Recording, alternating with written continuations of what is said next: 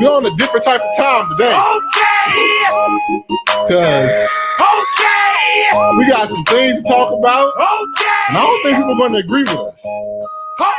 But this is IDK Sports Pad. They might hate us after this. But I don't really care. Cause we gonna speak facts over here. Man, forget it, man. Turn up. Hey. I told you we're on a different time today. Back up. Back up. We got the Foster Ford fight happening. We got some power rankings we gotta drop. I see some of y'all in my comments in this WNBA stuff. But y'all That boy came to fight. He came to fight today. So we on a different time. Hey, I'm a gorilla in a fucking scoop. Gonna pull up the suits, nigga. So, nigga, who the fuck is you? I don't know, nigga. No, nigga. Pull up on your blocks. We gon' blow, nigga. Go, nigga. Run, nigga. Run, hey. IDK Sports Podcast. That's what I smoke, nigga. Smoke. Thank you for rocking with us tonight. It's gonna be a good one today. No, you can't get no money, silly hoe. Hey. I just hit a stain, funny dope. Hey. Funny dope. Woo. Gotta cut it off. Yeah. What's up, everybody? Welcome to another episode of IDK Sports Podcast, your premier spot to talk sports with the average guys. My name is Anthony. It's my main man, Kenny. And don't forget to like, share, and subscribe because this is your premier spot to talk sports with the average guys. Got a lot of things going on, man. The Knicks made the finals for the first time since 1999. We're going to get into it. And we still got the series like it's going to 7. If you're watching that too, you know what I'm saying? Like, that's going 7. So, you know, another game 7. Foster versus Ford. We've been hyping it up. It's finally here. This weekend. It's happening. So, hey, that's happening this weekend. Then you got to start the first month of the WNBA is coming to a close. And we're here to talk about it. And I might hurt some feelings. Uh-oh. I think I might hurt some feelings. Uh-oh. This one, man. But, you know, thank you for rocking with us. If you are in the chat or looking at us right now, don't forget to hit that subscribe button. Kenny, man, how you feeling? I'm amped. I'm ready to go. Let's get to it. It's fight weekend. It's fight weekend. And we know we had a long list of fights that are already mapped out for the summer, but this is one that I'm excited about. Let's get to it. This is a lot different than what we seen earlier this month. This is an actual rumble. We got fireworks this weekend, folks. We got fireworks. Straight up and down fireworks, bro. Yeah, it's a good fight this weekend. But before we get to that, man, got a little business to handle, man. What we gotta do? Let that Mac hey, man. Like my nigga dope. Just hit the button. Baby, hit that subscribe button. Baby, we passed the plate around. We just trying to get there. Hit that subscribe button. Help us get to 200 subscribers, man. That's all we're trying to do, man. Help this pod get to 200 subscribers, man. Hey, man. We got the charity cup passing around, man. Pass it around for everybody. For real, man. Oh, man. We got a lot of stuff to get into, man. How we want to start this, bro? What we feeling? How we feeling, bro? What we going? Set the tone, bro. Set the tone, dog. I'm ready to go. I'm amped up. Go ahead. Reporting live down in the Maysville News Center, KBD, the artist known as Mr. Big were to be released from prison today and has caused the things came out. The prison system. It got worse for some people. Some people got new charges. And here at IDK Sports, we don't discriminate, man. We got to talk about it. This has become a popular segment. People love it. So if you know the words, sing it with me. Back in 1986. And put the bangs on that bitch. We got some people that we got to take the trial. Well, we ain't taking the trial. They actually are going to trial. Some people actually are going to trial. Some might go to jail, but some not coming back. I ain't here to talk too much, but let's get into the first one, man. Hey, Kenny, man, like I was just chilling this week, and then all of a sudden it came on the ESPN little jingle. Yeah. Josh Jacobs, man of the Packers, one of my favorite fantasy football players. I ain't gonna lie. If he's there second, third round, I'm taking Josh Jacobs because he's gonna get you a couple of yards, a couple touchdowns. But in the offseason, he caught 5 charges. Caught 5. He was arrested. Can you get the county for me? But Brown County, arrested with 5 charges of battery, domestic abuse, criminal damage to property with connection to domestic abuse, disorderly conduct with connection to domestic abuse, strangulation and suffocation, and intimidation of a victim.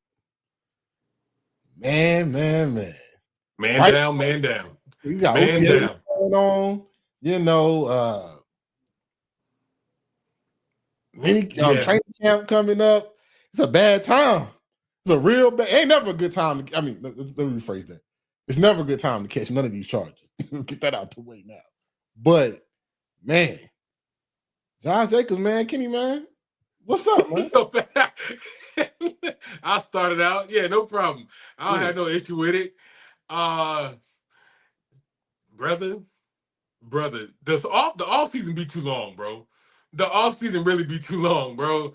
Like, you in the house, you know what I'm saying? This is time where, some players are off, picking up another hobby. Some players go back to school, pick up a degree.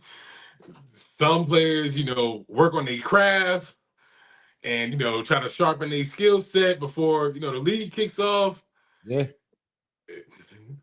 Some players just get the kicking. Some players get the punching and kicking. And I said it like last week. I was like, man, it's been real quiet, man. People been taking care of themselves. Of course, you had your rights to violate probation. Got to do 30 days. Okay, a little something there. But then I was like, and I saw this come up. I said, man, daggum, like real charges, got arrested. Like this ain't no like, oh, we gonna make this go away. It's gonna be hard to go away. Well, the complaint went in on the 23rd. He got arrested on the 26th. So that tells me did an investigation. All right. I'm not gonna bury the lead here. That means they put their facts and figures together and was like, yeah, that's enough. That's enough. Let's go pick Buddy up. Yeah. Who want to ride? Hey, I'm about to go to I'm about to make a quick trip. Y'all need something? Because I'm about to go make a quick trip. So yeah, books is made on this one, bro. They put their facts and figures together, and they was like, yeah, nah, we got enough case to at least we got enough of a case to at least make an arrest. Yeah. Hope you got your legal affairs together. You know what I'm saying? That's a lot of charges, bro. That's a lot of charges. I know some of them sound like they kind of like go together. You know what I'm saying? Like intimidation. Of course, you intimidate somebody if you know what I'm saying, damaging property and messing up stuff. Allegedly. Right. I don't know. Allegedly. Don't want to get sued. But you know what I'm saying? I heard it might be a little video to this. Maybe. No video's never good. When video come out, you keep bad. And speaking of video, your boy Tank Davis is reaching to have even more bad troubles with the legal troubles he already got because they terminated he violated parole back in Baltimore. So now not only does he got to fight this case, he got a parole violation. Yeah. A probation violation that he got. Yeah, turn yourself in, big dog. So it's like all y'all that's ready to see Tank, they gotta go see Tank this year? Nah. No. Don't feel you can stop begging for a fight. Yeah. I don't think you're seeing him no time soon. Bro. No. Well, I mean that, violating probation is already like a mandatory. Hey, go ahead and turn yourself in. Like, we gonna get some time out of you for this one. Now, how long? Hey, we don't know. But I think now sometimes he was staying low too. He was staying low for a while, and easily understandable why he was low. That boy already got enough legal troubles. Yeah. But it all goes back to, for me, like he popped out of the club. We saw some video of him in the club having a good time, partying up, whoop whoop. Then after that, I seen a clip of him on a stream. You know what I'm saying? I ain't gonna drop no names of what stream it is, but I saw him on a stream. I'm definitely not dropping that name. That stream is disgusting. chaos. It's chaotic, bro. But see him on the And he got stream, locked. and it was like, bro, you shouldn't be on camera, dog. You should not be on camera, bro. But lo and behold, less than 24, 36 hours later, boom, you violated. You violated. And like, damn, gang, like, was it worth it? so, you know, you Was it had worth it, dog? you had the formula, bro. Like you was going to the gym and he was going back. Because I mean, the thing is that he was, you know, he was keeping his nose clean for a little while, man. Like, mind you, this is albeit there's legal troubles out there in the atmosphere. So it's like, yeah, it's best for you to get low. But you know, in that time of getting low, he was going to the gym. So it's like, all right, hey, you know, maybe will we see a return this year? Maybe, maybe not. But bruh. So any hope that you might have a return this year? Dusted it, bro. It's really over, man. So, hey, man. Hey, salute to them. I mean, hey, man, hope them brothers got their legal affairs together. I ain't want to say so about his salute, but nah, you know what I'm saying? Hey, you did the crime. You know what I'm saying? Peace and blessings, bro. Yeah, that's all we can say. hope it work out for you. You know what I'm saying? I don't, bro. That's why I don't break the law. Tax paying, good fathers, good husbands. You know what I'm saying? Hey, I don't even be where you even had a thought that I did break the law. But speaking of boxing and fights, man, we got one. We got one. I think we might have one. So, hey, man. So you won't see me around that bitch unless the mail coming. Hey, damn, we got the mail. Hey, it's the shit that get the jail jumping. Hey, we got one. It's the one we've been waiting on. I know we had the fight with Keyshawn. Kind of knew how that was going to go. You know what I'm saying? Homecoming fight. This one right here, you got everything. You got a little bit of bad blood, like boxing bad blood, and I'll explain that in a minute. Like 2 Rumble fighters, 2 hungry fighters looking for the big time. Hey, man. Austin versus Ford for this is the super featherweight WBC title. Yeah. Hey, man, this is like, when I say boxing bad blood, I don't think they dislike each other, but it's like, hey, at some point, you had to see me. And now you got to see me.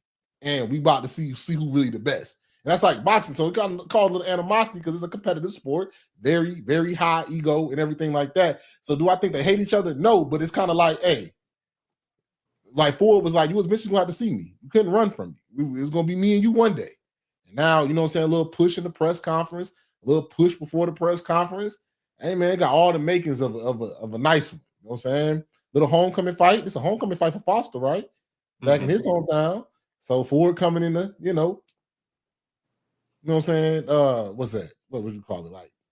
Like home turf. Like it's not his home turf, so away game. But hey, I think this fight gonna be a rumble. I think this probably got a candidate to be fight of the year. Similar opponents. Your boy Ford got him out of here. Also took a little bit more to get him out of here. You know, a little bit closer fight. I'm gonna let before I make a prediction, Kenny, I'm gonna let you like, you know what I'm saying, talk about both fighters and give your thoughts on it.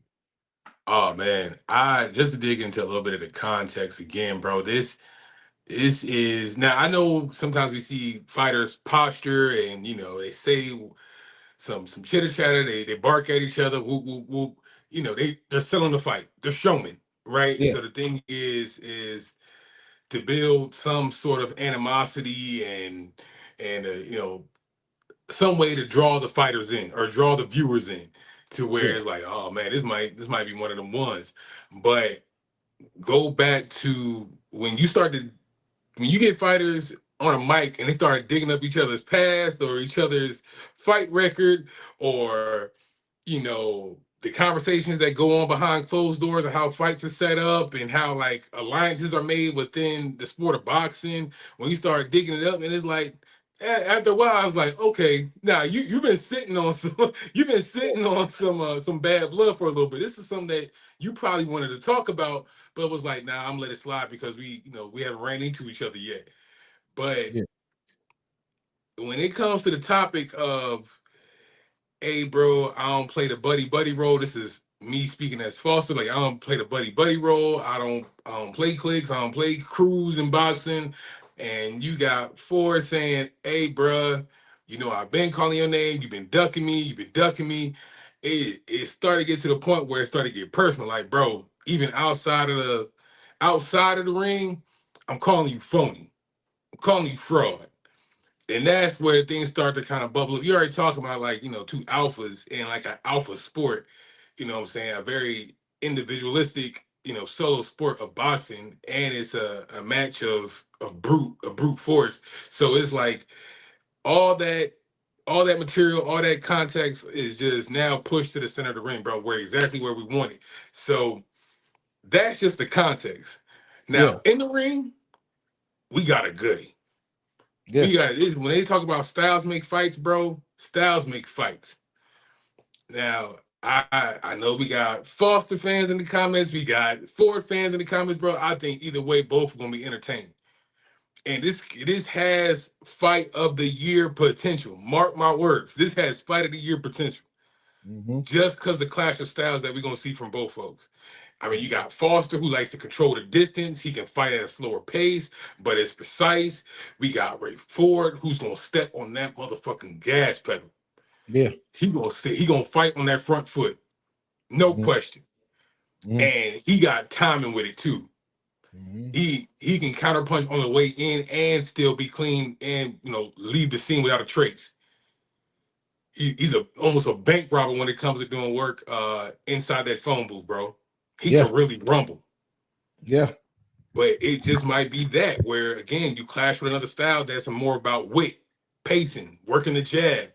And I think some people kind of count Foster out in that regard because, you look at that Foster's KO rate. Now, it's not crazy. It's not otherworldly. He's never been like a power puncher. But at the same, in the same element, bro, doing your job and doing your job well don't always land you in the KO, in the KO stat box. Yeah. Doing your job well always end up good when you're on that dub side, though. So I think we got a goodie, bro. Yeah, I like the fight. Like I said, I think it is a clash of styles. You got more of a boxer versus somebody's a brawl. No, I don't want to call him a brawler, but he's gonna go after the KO.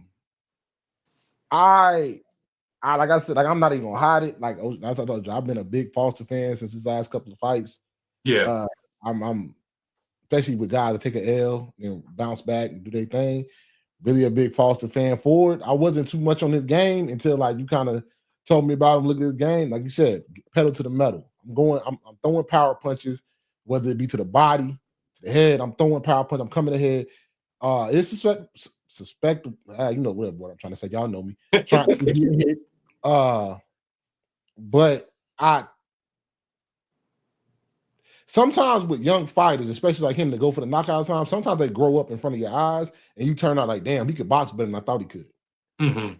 Saw it when Tank was coming up. When Tank was just knocking goes out, oh, he actually got some boxing in there, even though he do got KO power.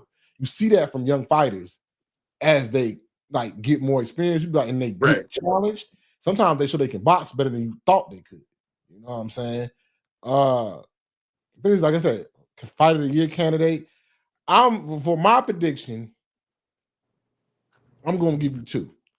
If Ford doesn't knock Foster out or stop the fight, I really think this fight's going to be a draw, and they're going to run it back. Ooh, I think if Ford doesn't, I think Ford is going to do enough in enough rounds where it's going to look nasty. Like he's going to hit him with some clean stuff, but I think Foster's going to control some rounds too.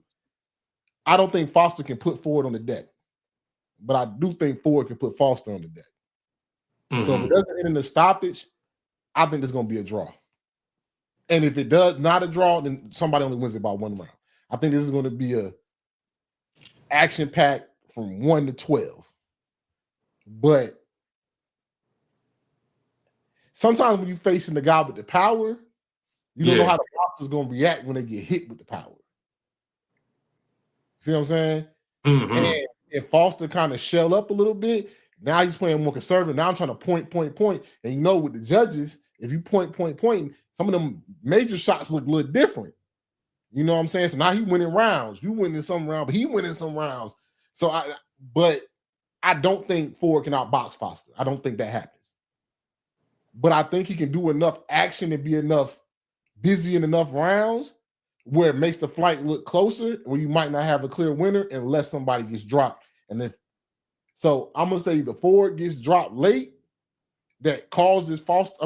Foster gets dropped late, where it causes Ford to win the fight with the cars because of a 10-8 round. Yeah. But if nobody gets dropped, I think this is a draw. Damn. Yeah, well, that last one, that's actually my prediction, bro. I got Ford winning this fight with like a late knockdown, let's say somewhere between round 8 and 10. There's gonna be a knockdown between there. And let's not say it was world stopping. Like he got caught slipping, made him touch the mat. It was like, it's gonna be one of those moments where Foster, you're gonna visibly see Foster say, like, damn, I got caught with some bullshit. I got caught slipping. Yeah. But just because I believe Ford can press the pace enough to where you can kind of get trapped, especially if we get to the point, this is gonna be a very big challenge on Ford's end to kind of cut that ring off, to put his footwork to the test. This is a very good test for Ford. You know, to get in the ring with a real savvy boxer, somebody that fights above the shoulders. So working that skill and putting that to the max and, showing your ring IQ is going to be very, very pivotal. And it's like kind of seeing that late knockdown. So you're saying Ford wins with a knockdown, not a stoppage? No, not a stoppage. He wins on the points because he got a knockdown. Yeah. Late knockdown. I could agree with that. And you can't, and after that knockdown, it's gonna be hard to rebound. It's gonna come late enough where it's gonna be like Ford has done enough to win enough rounds. Where if anybody takes a knockdown in the 10th, like it's gonna be so close that knockdown is gonna be the difference maker. That's what you're saying. Yeah, I'm saying because the way I'm kind of predicting and placing this knockdown at, one, Foster's gonna be shell shocked. Two, the card is gonna be. The fight is already been made up in the judge's mind to the point where it's gonna be like, hey, we need to see something from Foster to kind of change our minds. That last 10 to 12 stretch, we need to see something from Foster that's gonna change our minds. And I don't think you get that. I don't think you get that. That's why I have Ford taking this fight. So and even at the go ahead, I'm sorry. No. So even at the end of it, it's gonna be like, damn, it's still gonna be a good scrap. We definitely gonna get a good one, but I don't know if you can keep Ford off you for 12 rounds, bro. I don't know that. I mean, we kind of seen it a little bit with Fulton. Fulton got frustrated, couldn't really work, couldn't really get around that jab at all. But we dealing with somebody that's a little bit quicker, that's a little bit more athletic than what we saw, than what Ford is bringing to the ring. And learning that Fulton fight looked a little different, only because learning that how much weight he had to cut. Did you see that? You saw that? Yeah, I saw that. Yeah, he had to cut a lot of weight to make that fight. A lot of weight to make that fight. Yeah, and one day, we're gonna probably have to talk about how much that really takes out the body. Yeah. So he had to do the fight. He was a champion. He wanted to keep the belt. So like, I see why he did it. But I heard he said he was like 3 pounds over the night before. That's crazy. Yeah. You're like what? I think you said like 3 or 4 pounds the night over, and like, bro, he got into it about how he like ran for an hour and that only equated to a pound. Like this is like I understand having the integrity and having the fortitude of like, yo, if I'm gonna lose this strap, I'm not gonna lose it on the scale. Y'all ain't gonna strip my strap on the scale. So I mean, that's old school boxing though. Yeah, I mean, that's respecting the game. Absolutely respecting the game. Like, if I'm gonna take the fight with the strap, like that's why I said my man that fought Conor Ben. Respect. Like your head wasn't in it. You knew your head wasn't in it, but like I'm a former champion, respecting the game. Oh, Regis, yeah. I'm gonna go ahead and do what I'm gonna do. Like he said, like, I mean, that's what it was. And then like you can tell that it makes sense because like, you know what I'm saying, going off topic a little bit, we're talking about Cool Boy Steph. I've been a fan of him for a minute. Yeah. And when I saw that fight, we talked about it off there. I said that didn't look like him. He even looked worse in that fight than he did against Wnba. You know what I'm saying? And I was like, something up. That don't look right. Because he had just had a good performance against old boy that he did the rematch with, dominated him. Like, why he like, I know Foster was decent, but I'm like, Name like you know what I'm saying? Make you look like one of them was unified, former unified super featherweight champion. Yeah. You know what I'm saying? So that we had to have a big conversation about weight cutting is like what the real effects. You know what I'm saying? The real effects. But I think we both saying the same thing. So now I will ask you this question: if Ford doesn't get the knockdown, what you think happens? Ford doesn't get the knockdown. I think even in that regard, bro, sometimes I still trust the athlete. I think Ford is just a better athlete. I think controlling. I think even in that Fulton fight, speaking about Foster, controlling the distances was led him to a victory. You know, keep him at distance with that jab. He tried to get his last fight. You think somebody that's a little bit more crafty. Respect the cool boy, because I know he wasn't 100% for that fight. But Ford, he's firing on all cylinders. It's not a challenge for him to make weight. Yeah. You know what I'm saying? That's not a barrier for him. You know what I'm saying? Yeah, even at the weigh-in, bro, like he bouncing, he ready to go. Yeah. You messing with somebody that's springy. So we don't have any of those hurdles they're gonna get through. So again, you find somebody that's ripe and ready to go. And again, I just trust his athleticism. I trust his timing. I trust his aggressiveness. I trust that he his offensive prowess enough to where even if you try to take it to a point match, he won't let you do that. Because he can box too. He can box. He can box, you know what I'm saying? Like, I just don't know, like, because with me, it's just like I just don't see him outpointing Foster. It's going like it always does. Early in the fight, if Foster controls the fight, I think it could be a runaway. If Foster wins them first 3 or 4 rounds, like sweeps them 3-4 rounds, I don't think Ford has enough. He's going to panic and want to get the KO, and then you playing into my man's hands now. Because if I get up 3 rounds on you, it's because I haven't seen it from Ford. If Foster gets up 3-4 rounds, does he have the fortitude and the state of game plan to say, "Hey, it's a long fight. Yeah. We can still put some rounds together.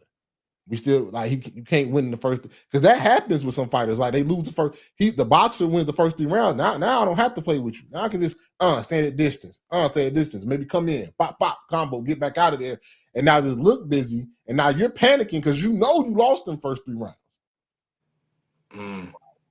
You know what I'm saying? I personally think they equally matched. I think like they kind of like, unless Ford shows me more boxing than I've seen in his other fights. Yeah. I think they are going to cancel each other out. And if one does, then nobody gets dropped. I think it's going to be hard to tell the difference who won this fight. And if somebody does win 1, maybe 2 rounds, I don't think it's a runaway at all. Like, I think it's going to be really hard to tell who won this fight, in my opinion, if nobody gets dropped. That honestly, it would probably be my more favorable outcome, just because of my selfish love for the sport. It was like, hey, it wasn't nothing. Nobody really tipped the scales in their favor. Like, it wasn't enough to where I could say it leans this way or that way. No, there's no push scale in either factor.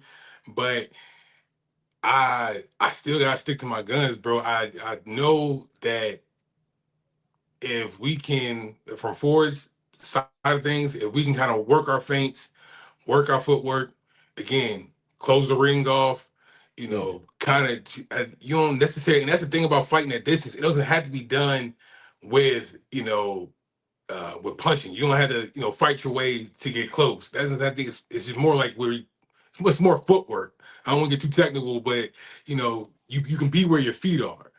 Yeah. You can work your feints. You don't have to feint with your shoulders, feint with your feet. Get inside, bro. It's ways to get there, and I think Ford has the skill to do that. So I'm still pushed for Ford to get the dub.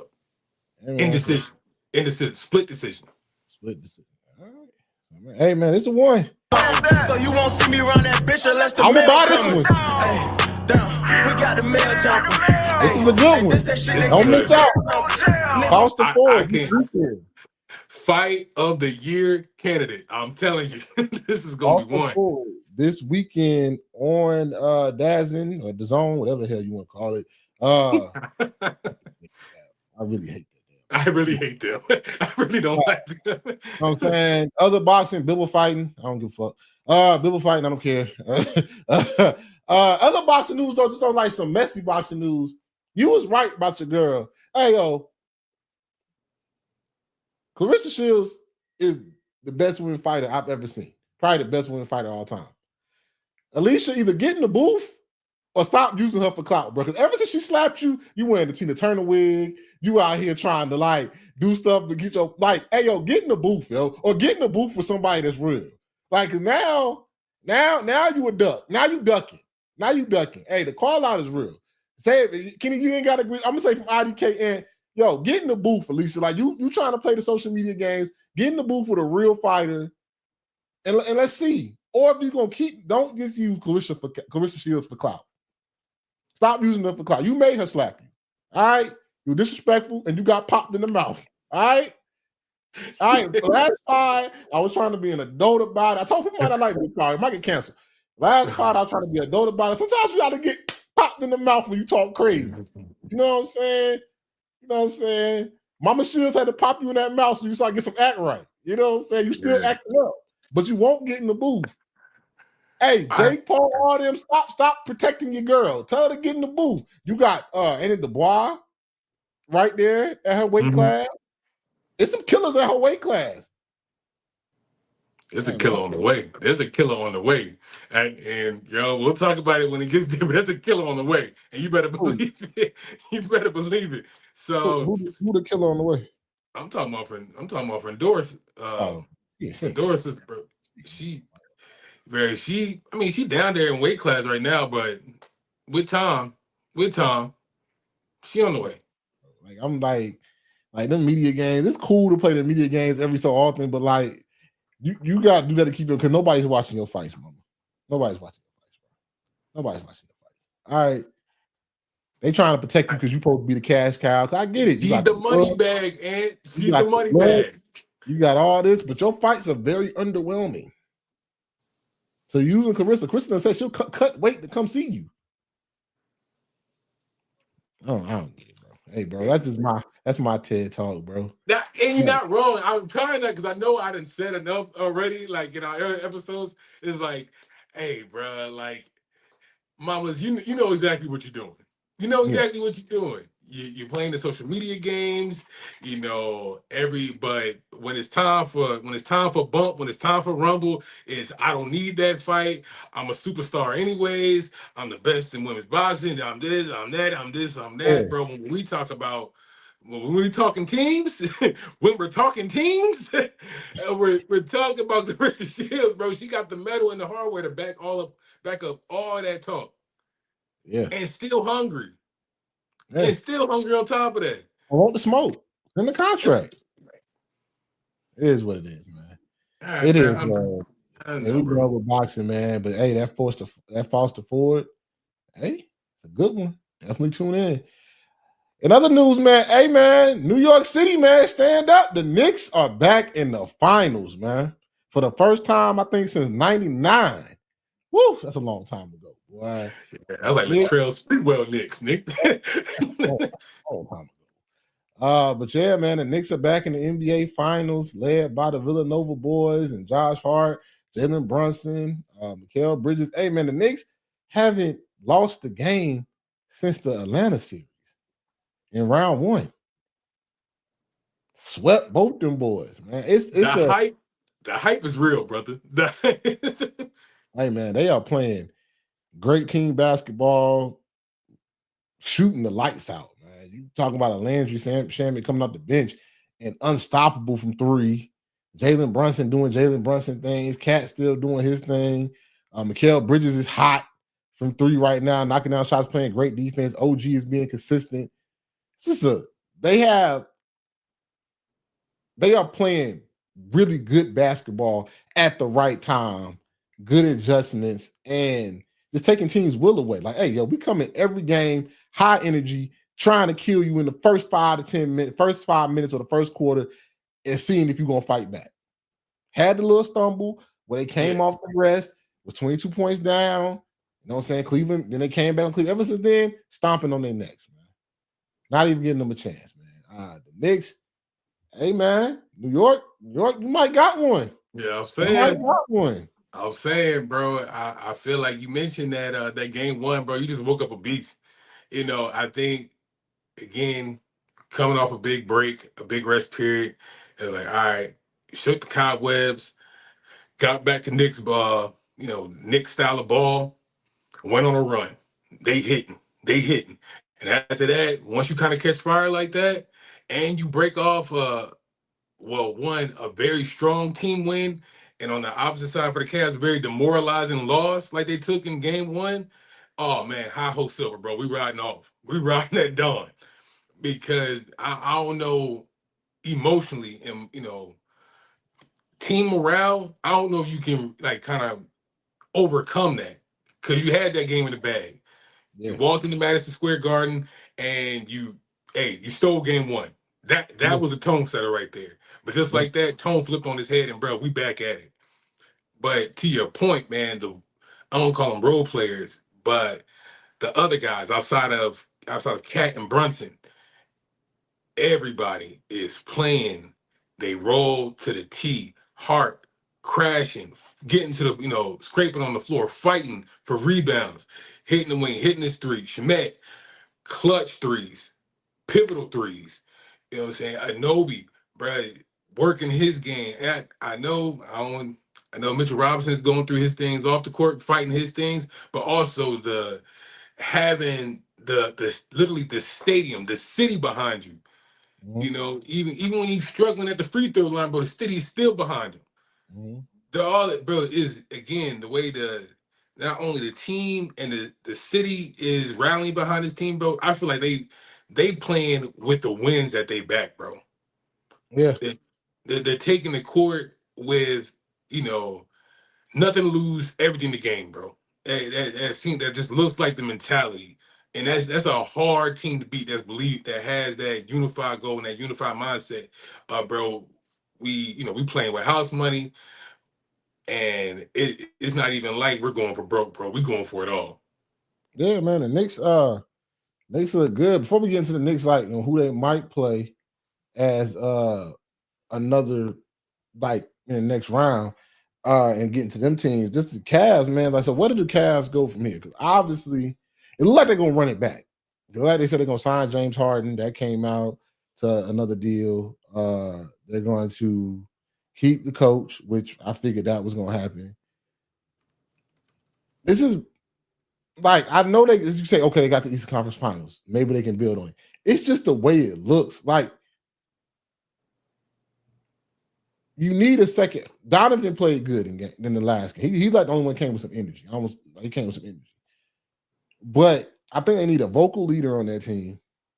And maybe Evan Mobley's not the number 2 guy that everybody wants him to be. I don't think James was ever there to be the number 2 scorer, like the number 2 guy. But they want Evan Mobley to be that guy. You know what I'm saying? Damn near 6'10", can shoot from outside and stuff like that. He's supposed to be the guy in the playoffs where if Donovan's getting 25, you're getting 20 and giving me 10 boards and stuff like that. I don't think Jared Allen gets enough rebounds for being just a defensive guy and rebounding guy. You get 9 and 8 rebounds. I just like it's your job. You know what I'm saying? You don't score like that. I just think they need to. Them big men don't play good together. One of them got to go, and Evan Mobley's not going. $200 million man. He's not. Yeah, big. That's big. That's money, man. They need to break up them bigs, or they need to find a way to get Evan Mobley going in the playoffs. They need to find a way to like either trigger something out of him because he's supposed to be the next guy, the number 2 guy with Donovan. He's paid like it. You know what I'm saying? So I don't know where they go from here. I mean, you're gonna keep James. Okay, but you know what James is gonna be in the playoffs. I think you need to have a good backup guard that can come in and play in the playoffs when James don't got it. Or how do you move forward to take that next step? Well, at least like yes, you got the Eastern Conference Finals, but you had to go 7 with a Detroit Pistons teams where Cade Cunningham was the only guy that could score. You know what I'm saying? You went 7 games with a Toronto team when you got that star power over there. Like, how do you take that next step if you Cleveland? with this expensive roster. I was about to say that the options are already limited because of that fact right there, bro. What else are you going to kind of squeeze in under that budget? Because you got two money men. Well, hell, adding Harden with that, it's like how many options are there left? Now you made a good point with breaking up the bigs. Maybe move Jared Allen, get some 3-point shooters, space out the floor. Pick up the pace, increase the pace of that offense. Play more on transition. Because I think outside of Mobley and Donovan Mitchell, what's our next option? Strus? It's not realistic. But James Harden's supposed to be our next option, but but also proven that he's not right. reliable. That revealed itself too. Is like, all right, we kind of going away from that. We're gonna have Strus bring the ball up. We're gonna have him run the offense. That's not reliable. I can't trust that. So again, the ball needs energy, bro. So you need more off-ball movement. Get some players that can do that. They can be, find a role for them. I look at not that the league can be copy and paste, but I look, that's one thing that the Spurs do very well with their cast of characters, bro. They got people that can move without the ball. Same thing with the Thunder. They can move without the ball. They, 3-point shooters, all can go. And instead of trying to centralize one player, because they all got both teams got their key players. Donovan is a key player there in Cleveland. It's like, bro, let's find a cast that can fit around that and can space out the floor so you can mobilize Evan Mobley. Yeah. That will be the key for me. Yeah, the easiest fix is find another shot creator. But I don't know if you can do that out of the budget. So now find better role players that can space the floor out. Yeah. So then the other series, it just, what I'm saying, I think that's going to 7 now. I don't know if it's final. Yeah, it's final now. The Spurs won. So they're going to 7. That series, I figured it was gonna go to 7. Both teams, battling it out. One of the glaring things to me that my dad kind of put me on. Victor Wembanyama averaged about 30 minutes a game. 29 minutes a game, something like that, 28 minutes a game during the regular season. Now the playoffs and the intensity is coming up, especially against this Thunder team. Can he summon what he does? Can he summon it back-to-back games? Because in this series, played great game 1, wasn't that great game 2. Nobody for that team was that great game 3. So that's why the Thunder won. Yeah, and their bench went crazy. Yeah, played great. Played great game 1, didn't play great game 2. Thunder did their thing game 3. They played really good game 3. Game 4, he played lights out, right? Was it game 4? Yeah, game 4 at home. Yeah. When they were down 2-1. He played good, right? Game 5, the night before, in the Thunder, at the Thunder's arena, the energy wasn't there. Of course, you're gonna look at the stats and say, oh, he had these stats. No, the energy wasn't. He didn't look good. He didn't play good. Right?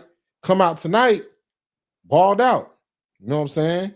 Victor had what? Let me see. Final stats: 28 on 10 of 21, 4 from 9 from 3, 10 rebounds, balled out, dominated the game. You know what I'm saying? Now when he come to game 7, which is after the day's rest, which would be on Saturday, I'm assuming. Game 7 will be on Saturday. Can he summon it to play with that intensity? And what he played today? He only played 28 minutes today, so he kind of saved him. But can he summon next game after putting out all this energy and playing 30 plus minutes again on the day's rest? Because he hasn't shown it in this series. And when he doesn't play good, that team has a hard time. You can't beat the thing.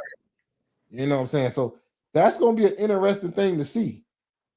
It's kind of weird for how young he is not being able to summon it up again back-to-back games, but that's kind of interesting, a point that people have been bringing up lately. I look at the accumulation of bumps and bruises too, bro. Like, so you coming out of a Wolves series, right, where you went to battle with Rudy Gobert.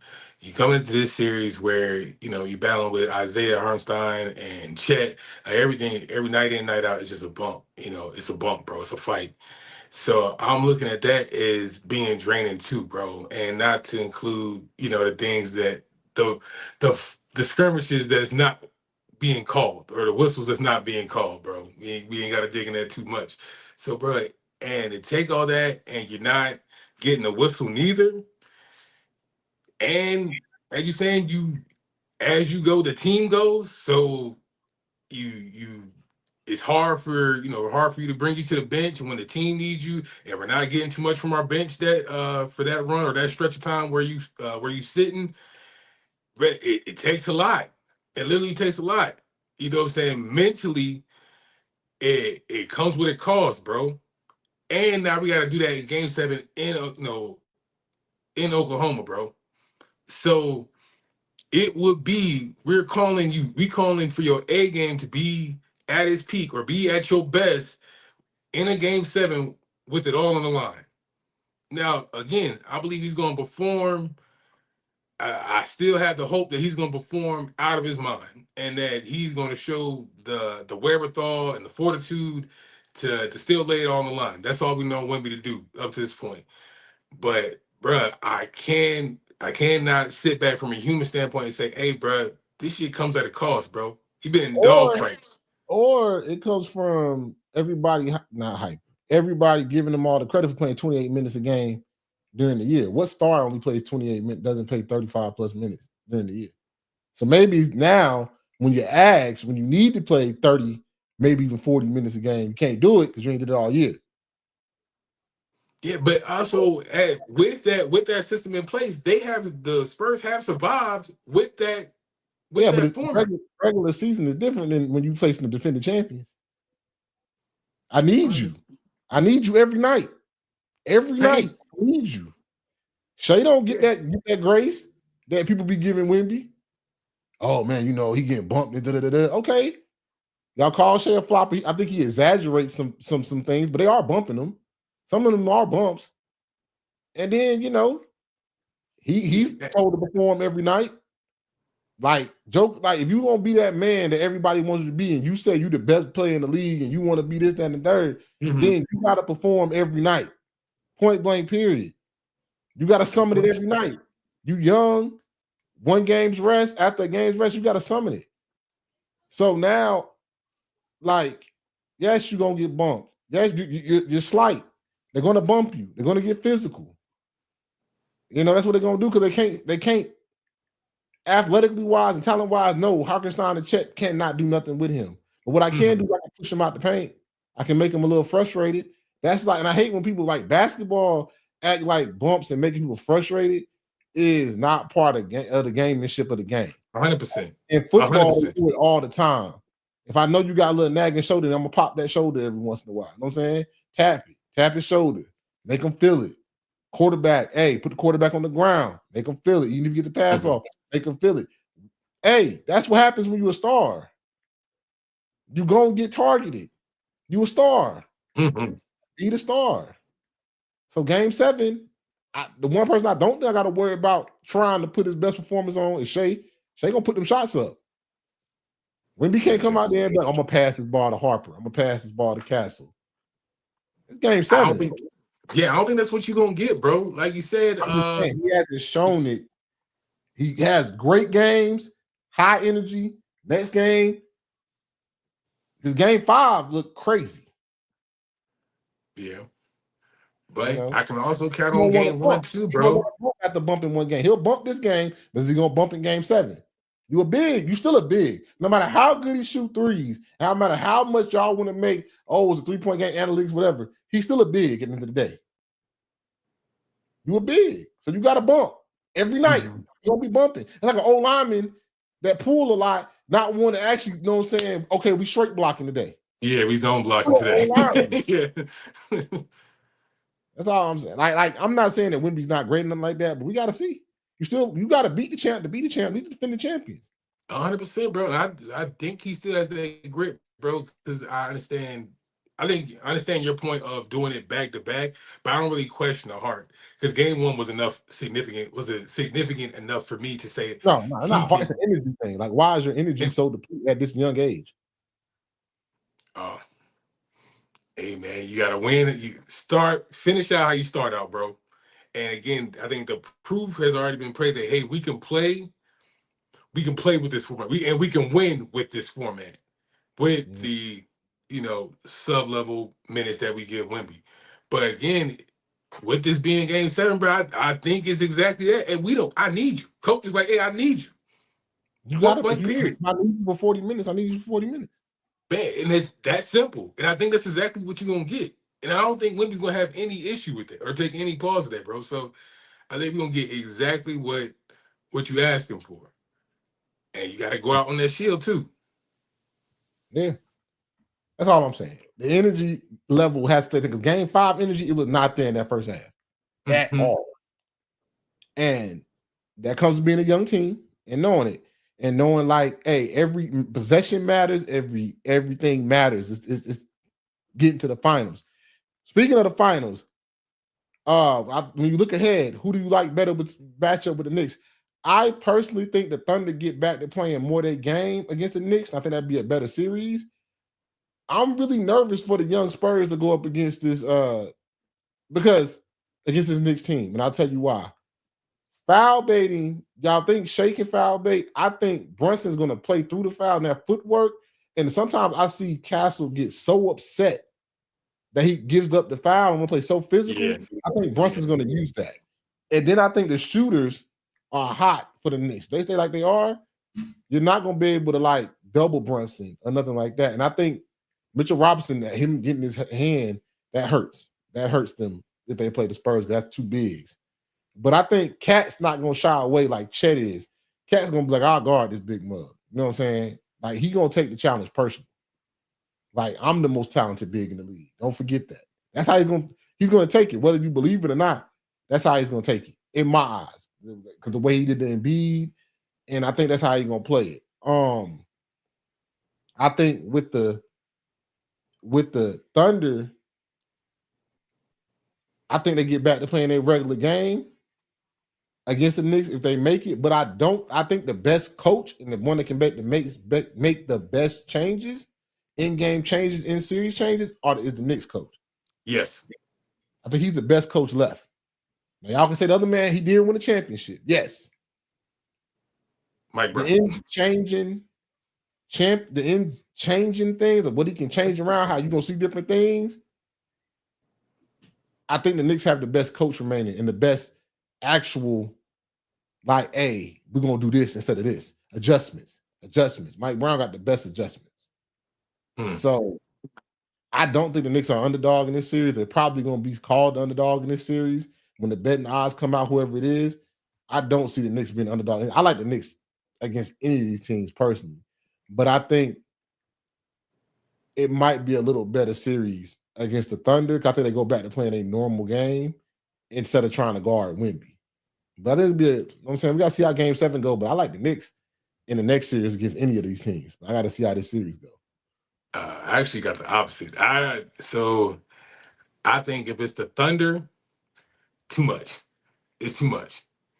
I think, with the leading 5, yeah, you're gonna get some grit out of Hart and get some grit out of Mikal. You're gonna get the same grit. You're gonna get the same energy. But sometimes when we got you on that track and it's not a sprint, it's a marathon, we're just gonna wear you out, have like one of those we just talked about game 3 in the Spurs series where the bench just go off. You're gonna have that if the Thunder go on to the finals, where the bench is just too much. And that's going to make the difference. And I think that's going to make the difference for a lot of those games if the Thunder and the Knicks was to square off in the finals. So I think it's just too much for if the Thunder's advance. If the Spurs advance, close to series. Talking about go 6, go 7 games. But even in that, I still like that matchup for Wemby. Given Mitchell Robinson, given Cat, I still like that matchup as opposed to what he's been dealing with on the West this entire playoff run. I still find it that Wemby will have the better matchup in that regard. And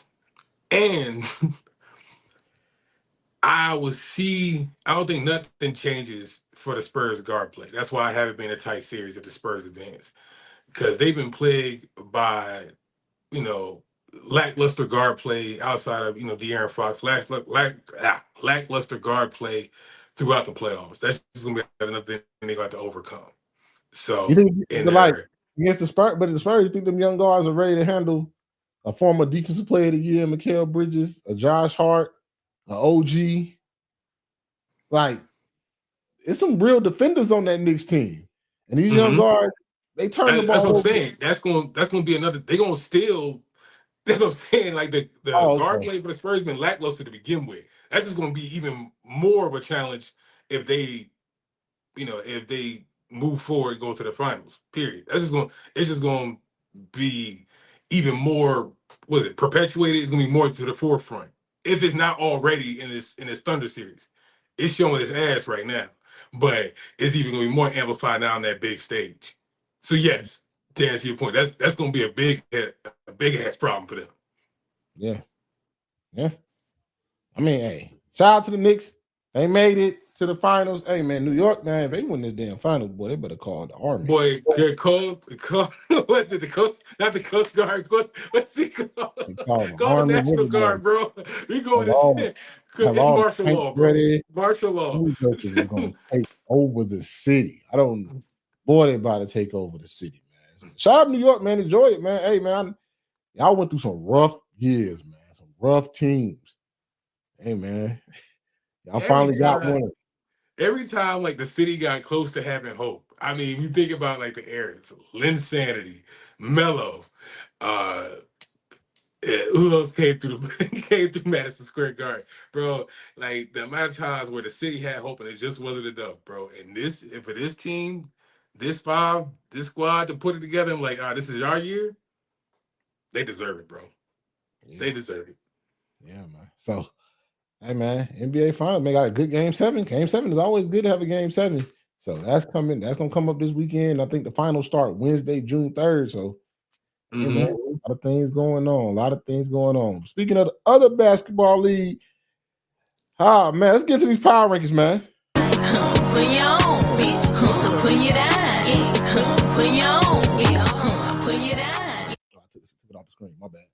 So this is our IDK Sports WNBA power rankings, man. So this is how we got it right now. This is what I put together, man. The Minnesota Lynx can't take nothing away from Minnesota Lynx. Look like the most complete team. They're playing good defense. Got that great pick and roll. Olivia Miles is amazing. Courtney Williams is amazing. You know what I'm saying? That ain't even the word. I don't know. I made it up. But Courtney Williams is amazing. She's awesome. They playing. Natasha Howard's playing great. Like I said, Olivia Miles is playing great. McBride is getting wide open shots, knocking them down. You know what I'm saying? They ain't even playing with their best player. The best player still hurt. So when the FISA come, boy, watch out. The next team, hey, if you missed that game, great game. We'll talk about it a little bit next. Atlanta Dream. Atlanta Dream played great defense. Didn't show it last night. They played great defense. Alyssa Gray is having a great year. Ryan Howard is like, she's coming off that injury, so she kind of on and off. They're still missing Brianna Jones. They big. Brianna Jones is not there, so Angel's playing a lot of 5, but Brianna comes back, probably move Angel back to the 4. Powell's been knocking down shots. Canada's been playing great. Hey, Atlanta Dream still look good even after that loss. Only 2 losses they have are to Vegas and the Lynx. You know what I'm saying? Not a bad resume. Next up, I got the Indiana Fever, man. Hey, guard play, they can score with the best of them. Got 2 top 10 scores in Kelsey Mitchell and Caitlin Clark. Caitlin Clark leading in assists, but they got to get that defense under control. Leah Ball, they have to get some way to like control post defense. Leah Boston, you know what I'm saying, coming off an injury, so that still might help. She might still getting her, you know what I'm saying, footing back. Got to control.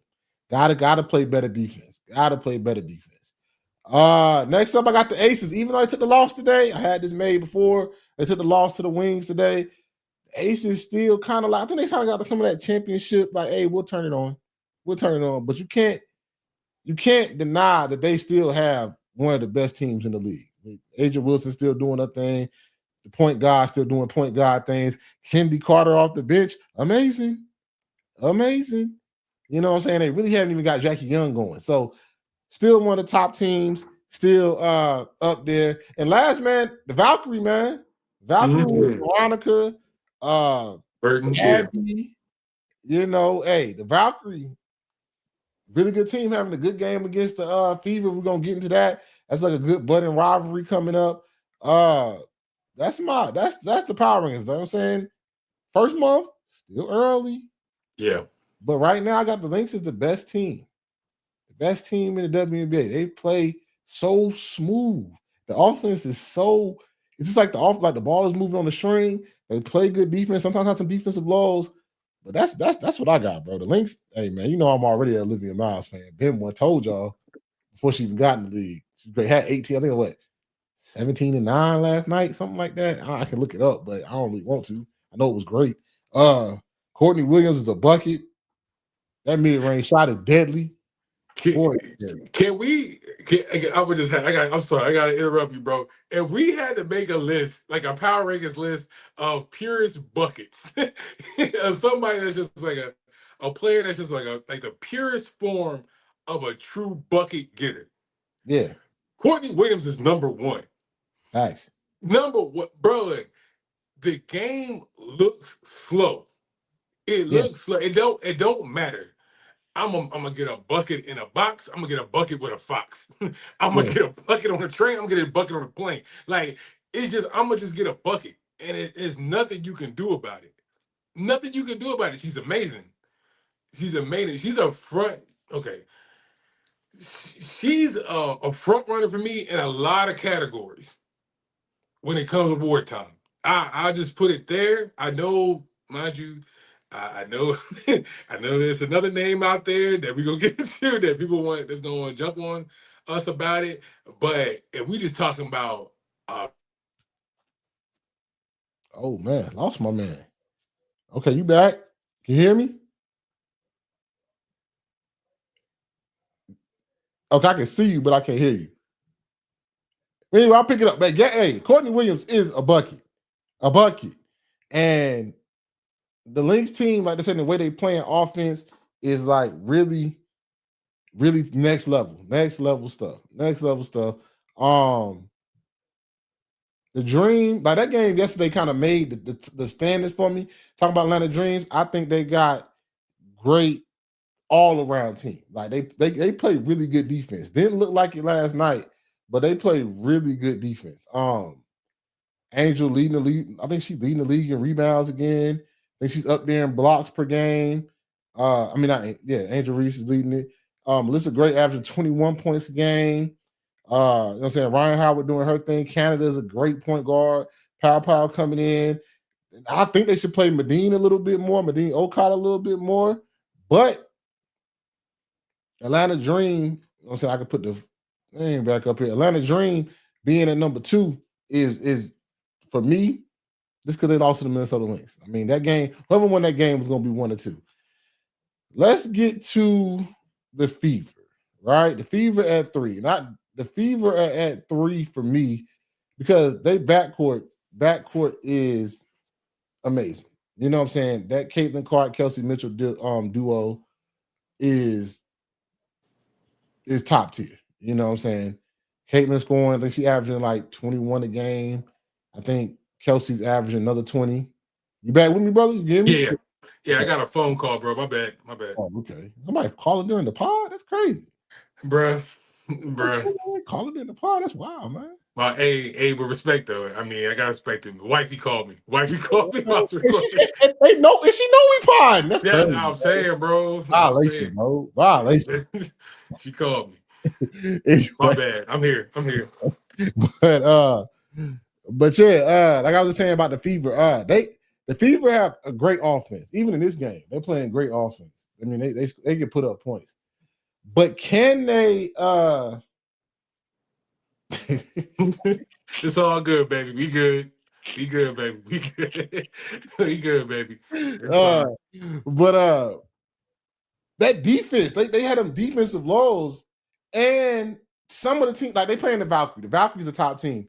Some of the other teams, they don't play the Seattle Storm. Yeah. Like the reason why I got them at 3 for real, and I know I got the same record, I didn't think the Aces, I almost had the Aces ahead of them just because who the Aces have played. But that Sparks loss, didn't like it. And then this Wings loss, really didn't like it.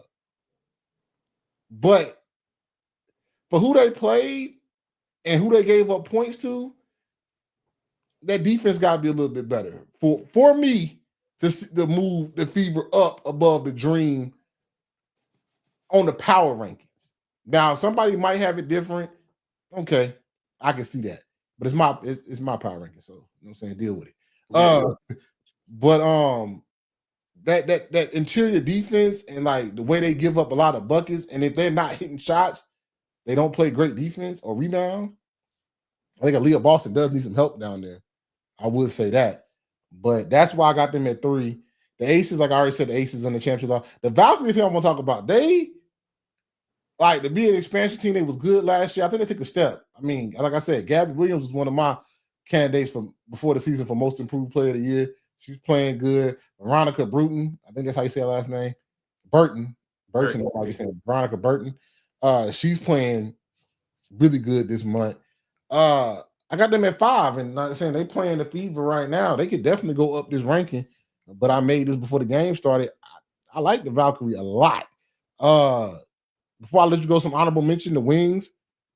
They gotta play defense, boy. They gotta start playing defense. If they just play a little bit of defense with Fudd starting to come on, and they find the minutes for her, they will be so much.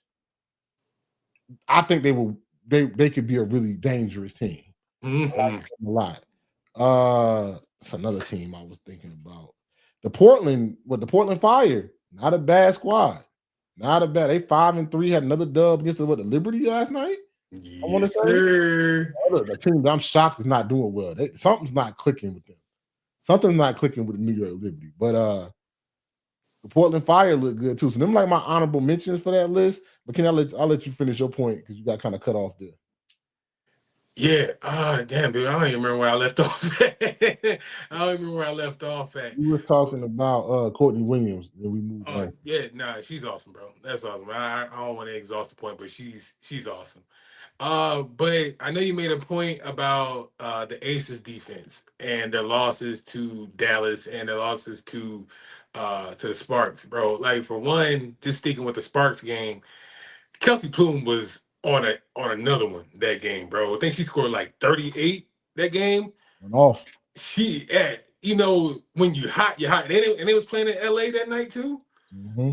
Like, bro, hey, if that's the L we gotta take, that's fine. I mean, in other matchups, Aces are usually the team that's boat racing everybody else. It's like, hey, bro, catch us if we can. We got way too much firepower. You know what I'm saying? Good luck to you. But, you run into a Sparks team where Kelsey Plume was on a heater that night. Cameron Brink had like a damn near come out game, or like, started showing signs of taking the next step early this season. It's like, all right, bro, that night they was on a heater. Cool. You mentioned that Dallas game. Hey, again, that is probably that's a young core with a lot of juice. Mm-hmm. Whether it's Fudd, whether it's Enrique, whether it's Paige, bro. Paige again. I'm not. Maybe when I was going, you probably mentioned a lot about Paige, but she's showing she's showing big paws, bro. Big paws. She's showing like big dog, bro. So it's like if those are the times where you caught the Dallas on a night where they're hot, even though sometimes Dallas has been inconsistent during the course of the season, but it was hot that game against the Aces. Cool. You run into a Sparks team that was with the Kelsey Plume that's on fire that night and Brink on a heater too. Cool. I can't knock the Aces that much. Valkyrie, again, I had in our preseason pod. I talked about them. Love the duo between Gabby Williams and Veronica Burton. So all they're doing right now is just confirming what I'm seeing. Mm-hmm. You mentioned the Portland Fire. Love what Bridget Carlton has brought to that team, bro. Mm-hmm. Love what she's done, bro. Like, it's talking about just being a true cornerstone. Like, she played a role when she's in Minnesota, but that is her team in Portland. That is her team. The offense rolls with her, bro. Yeah. Talking about being like a true catalyst. I love the fact that where that team is going, because there's no easy dubs when you got to go see Portland on the road, bro. For anybody else, ask the Liberty, and mind you, they faced in that Liberty game, they had a girl that hit like 7 threes. Saying like a girl that she couldn't miss nothing from downtown, and still took them to the peak, still took them to the edge. I love what that Portland team is doing, bro, or where Carlton is leading that team. Yeah. So definitely in the honorable mention part. Definitely had them like it was them in the wings for 6 or 7. That's the only two teams I could probably argue with to maybe have some bump for that 5th spot on your power rankings. But other than that, flawless, bro. Flawless. Yeah. So that's the power ranking. So let's get into, before I get into the last thing that we're gonna talk about, let's get into like some stuff that made the news, right? I think with the WNBA, right? And I think fans of the WNBA, this is kind of what makes me mad as a fan of WNBA, a fan of sports. Just because they're women, and just because, you know, the way people sometimes perceive women, and some people want to love their people, this is how I am about sports. I'm okay with you loving a player, and I'm okay with you hating the player, as long as it's in bounds of the game. When you get into other stuff, as far as maybe some misogynistic, racist, whatever you want to call it, that's when it gets weird. But I'm never going to be the type, like when people be under our comments and stuff, hey, if you're a fan of Caitlyn and you can't stand Angel Reese, or you can't stand the Valkyrie, or you can't stand whatever somebody else going on, you want to like shoot your stuff for Caitlyn, cool. If you want to shoot your stuff for Aja Wilson, Angel Reese, cool. Like, that's what makes sports great. Rivalries make sports great. That conversation makes sports great. It's still people to this day that every time you walk into a barbershop or a collection of a man's space, you're going to hear the MJ and LeBron thing. Yeah. That's what makes sports great. Little, and then shit talking in between the games, like some of the Caitlyn fans get mad when people talk shit to her in the thing, or maybe, you know what I'm saying, give her a little love tap out there. She does the same thing. I don't think she has that much of a problem with it. So you don't have to protect these women in these sports, in their sports sphere, if that makes sense, right? Yeah. I love shit talking. I love a little heated rivalry. That's what makes sports great. They need rivalry. This Indiana Fever thing, like a little rivalry. Tiffany Hayes might not like Caitlin Clark. That's fine. Caitlin Clark might not like her. That's what makes the game great. Like, you don't have to like each other, right? And your fans don't have to like each other. People hate Tom Brady because he won so many championships. That's okay. You know what I'm saying? And everybody doesn't have to be, what's the word I'm looking for? Everybody doesn't have to be logical when it comes to sports talk. All right, especially that's what we want to promote on the, you know, average sports talk, the average guy. I don't have to be so analytical and statistical, right? Sometimes it can just be, you know, hey, this is my favorite player. I don't care what you say. All right, say the best. All right, just like other people can. Just keep it in the bounds of the game. Yes, you know what I'm saying? And then, like, you know, some stuff can't like, sometimes you just got to give it to the other person, right? When Angel Reese was up there in that Atlanta birthday bash, she was excited and stuff. Said we the best team in the league right now, which at the time they were. Yeah. They were. So how's that to get overly mad about, right? So I love the way the league is moving. Like I said, I have league pass. I watched almost every game. I was happy with the slate of games that they had last night, them 5 games. Right? I'm fans of a lot of players, right? Fan of a certain team. The Mystics is the team that I rock with the heaviest. You know what I'm saying? Like, far as the team. But like, you got to, like, it's okay to hate and love in sports. That's what makes sports great. I just don't think we learned. I don't think we learned how to frame it just yet with the W, bro.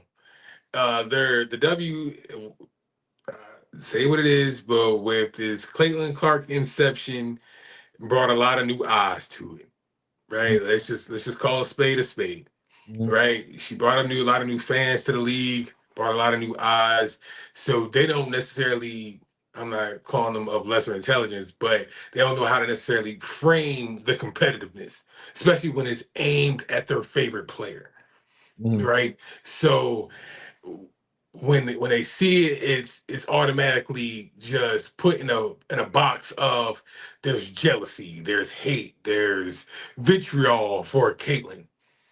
Not the case. That's not the case, bro. From true sports fans. Now it always is outliers. Just want to put that out there. But true sports fans, no, that's not the case. Yeah, like I'm just talking about I'm not talking about anybody that's coming to the conversation from a completely ill intent, irrational angle. But if we're just keeping it on the court, bro, it's a part of the game. You got to go into it with the same frame of thinking you would for an NFL gridiron or when the guys are battling out on the court. It's the same frame of thinking. It's the same frame of competitiveness. Because to be exactly fair, we're not talking about an innocent lamb here with Caitlyn Clark. We're not. Mm-hmm. She gives it just as much as she gets it. Mm-hmm. She's jaw jacking, she's chirping, she's talking, but just at the same rate, she's getting knocked to the floor or getting, if you want to call it a cheap shot, fine. But trust me, brother, there's things that's happening on the other side of that court too that Caitlyn Clark is a part of. Mm-hmm. We're not talking about a damsel in distress here. Mm-hmm. So let's keep that frame of thinking when we're like we just got like you guys just got here. You know, I know you're fans of a player, but also, bro, don't taint the level of competitiveness with some outside, completely irrational judgment of how these women conduct themselves because trust me, they are the utmost professionals playing at the highest level of the sport. So don't taint that brand with something fictitious or slandering of the other women just because it's happening to your favorite player. That's not fair. It's not, because she's competing at the same level. She knew the deal she signed up for. And trust me, it's happening across the league. It's not just happening to one player. Mm-hmm. All these girls are going to the floor hard or getting knocked to the floor hard. Mm-hmm. They're all taking tough fouls. They're all fighting through for an and one. It's happening to everyone. Yeah. You want to talk about Tiffany Hayes? Fine. It's cool because Tiffany Hayes made that girl touch earth. Period. Point blank, period. Snatched the angles, drained the three right in the face. Boom. That's it. And she barked after it. Caitlyn Clark made a pivotal three. Boom. She barked after it. Boom. Leave it on the court. That's it. Leave it there. It ain't gotta be pumped up to be some overbearing conspiracy. That's it. They playing a game that they love and we love to watch. Just leave it at the court. Yeah, man. I don't know. Like, yeah. That's all I want to say, man. Like, sometimes it might go a little too far. That's sports, man. It happens. It happens. We ain't crying because Wnba getting beat up. We're not crying because Shea getting, like, people get beat up sometimes in games. Get them off their square. That happens. Football happens all the time. Quarterback is a target every game. Even if you get the ball off, you can get there. Affect the game. You know what I'm saying? So it is what it is. Speaking of other news, some Homer news before I get into my last thing. The Mystics got a lot of guards, and they just added the guard from Spain. That's nice. And I love it because I think it's gonna help them win, but I also kind of hate it because I think Rory minutes about to get knocked off.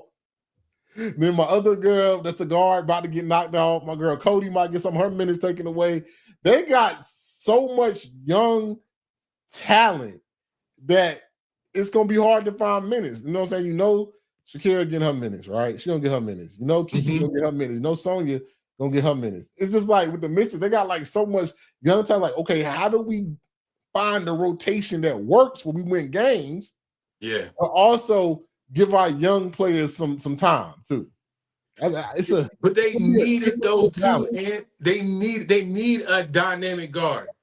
And you said Shakira gonna get hers, Kiki gonna get hers, but and at that same effect, Citron gonna get hers. But you need somebody dynamic that can make it all mesh. That can put all the pieces of the puzzle together and make it click, make it to stay on time, make it to stay on rhythm. They need that. Yeah. And if what they got in the building ain't doing that, then cuts got to be made. Love Rory. They're young though, like that. So like they got developed, but I can't think it's Flores. I want to say her last name is from Spain. She played with our fam on the same team. Another hey, but okay, give it time. Give it time. Let Seattle cook. But let Seattle cook. But she is. You can tell that she's been playing pro for a long time. She knows how to play.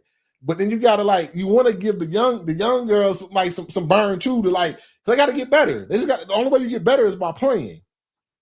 They got a thing. Then you got trying to fit Lauren Betts in there. Yeah, with the bigs you got, they got a lot of pieces, and it's gonna be interesting to see how the coach can really mend this all together. Because this team has a chance, not a chance to win, I'm not saying championship, but a chance to really make the playoffs and be a good team with the young pieces they got built around that foundation of Shakira, Kiki, and Central.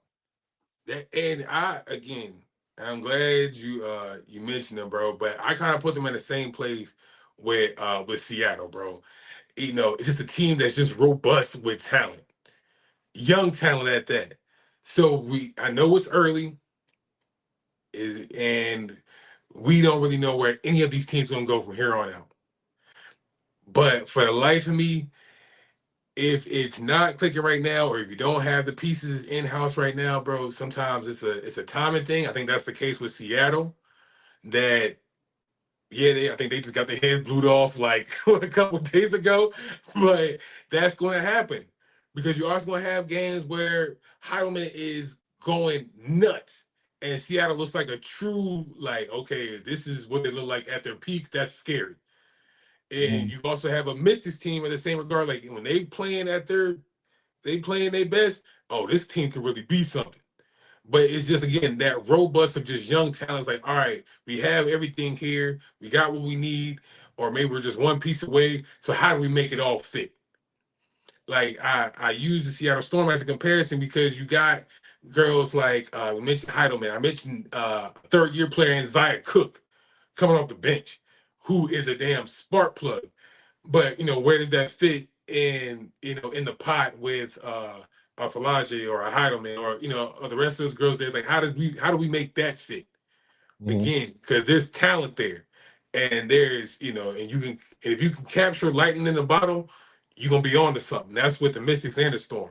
So again, it's very early in the season, and I'm not saying that either of these teams are gonna be there in the end. It's too early to tell, but I know if they play their cards right, we talking about some true contenders. And I love that for the league because that just means the spread of talent is vast amongst each team. Each stop is going to be a problem. Each stop on that schedule is going to be a problem. And that's the best case scenario. Yeah. So teams look out, some young teams look out for, but I think the power ranking stays the same. I know if I ever post this on socials, it's gonna look bad, but hey, so I made this before the game started. Let's get into the last thing, man. This is my unsung players of the month. I gotta pick 3 women that what I'm saying that you might not thought would be that good or put up these type of numbers, but these are 3 women I chose. I picked Natasha Howard right now for the month of May, averaging 17 points, 8 rebounds, and about a steal per game, shooting 51%. Had a big game last night. It's really benefiting from that role, that pick and roll game, right? Pick and roll game with Olivia Miles in them, really benefiting, right?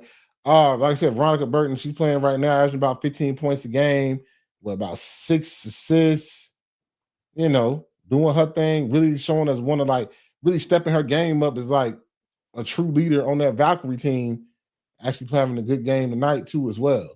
And then the last one, Kennedy Carter, man, hey, off the bench. Talk about a bucket getter, averaging 20 points a game. I think she had 20 again tonight. Don't need many minutes to get buckets up.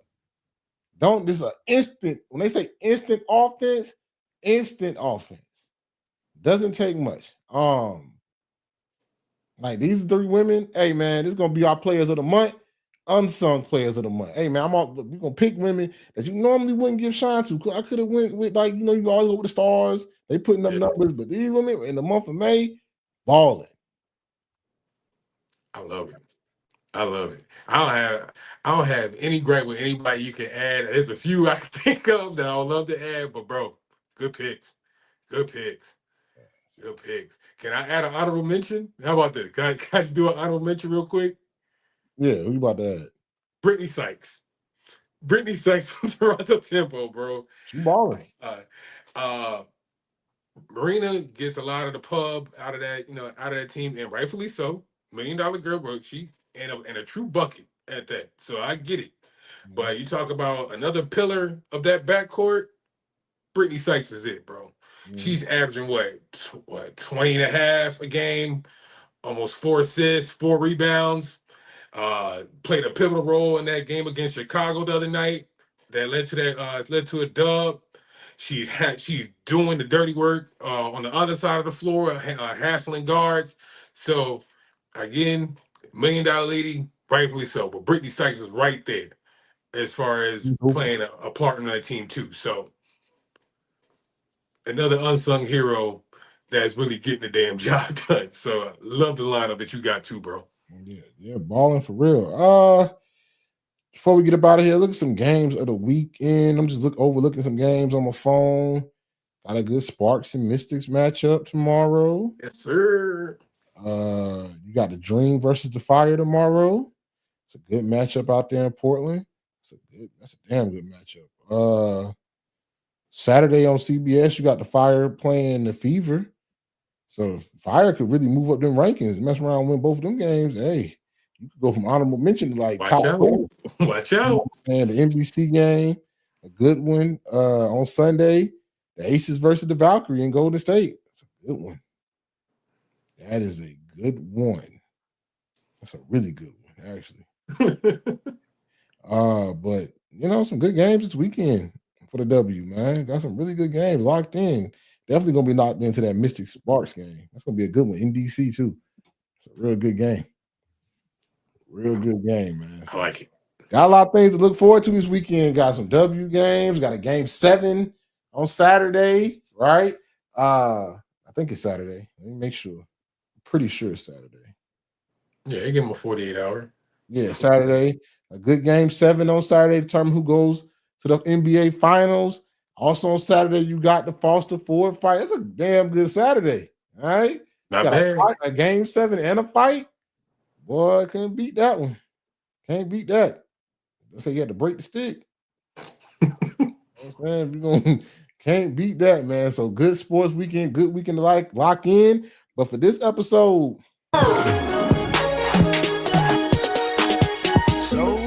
IDK Sports Podcast, your premier spot to talk sports with the average guys.